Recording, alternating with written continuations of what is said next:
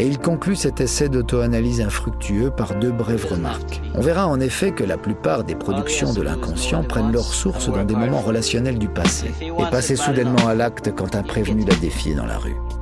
L'auto-analyse aussi, car c'est en la pratiquant que Freud a émis beaucoup de celles qu'il considère comme indispensables à la connaissance en question, et de celles de sa technique. S'auto-analyser aux moments cruciaux, une réussite inattendue, où s'exprime le souhait sous-jacent, et en même temps plus rentable. À côté de ces bévues radicales, il s'en produit beaucoup d'autres qui contribuent directement à la survenue d'actes manqués plus classiques. Elle s'exprime dans un style très direct, réagit en miroir à la langue boulue et juteuse de sa fille, manifestant ainsi la jouissance en jeu.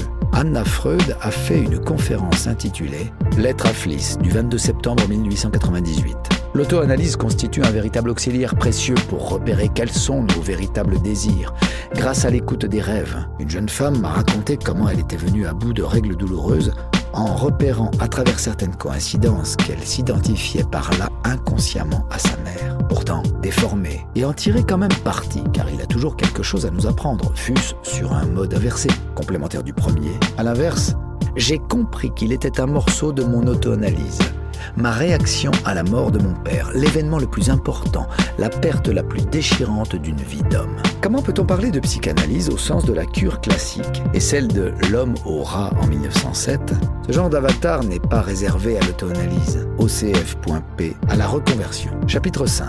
Les commencements sont généralement suffisamment agréables pour qu'on se dispense de les analyser. La réaction spontanée de la personne agressée dans ces moments de grande crise, surtout quand un échange serein lui paraît impossible, c'est de briser le lien. Le premier lapsus personnel rapporté par Freud dans la psychopathologie de la vie quotidienne et complète le processus de conversion qu'il a amorcé. Quand il le faut, je me déshabille, je dis mes difficultés, alors que les autres membres de la famille les taisent. Nous les reconstruisons littéralement, morceau par morceau. Il se refuse à aborder le rêve dans sa globalité en commençant par y chercher des symboles.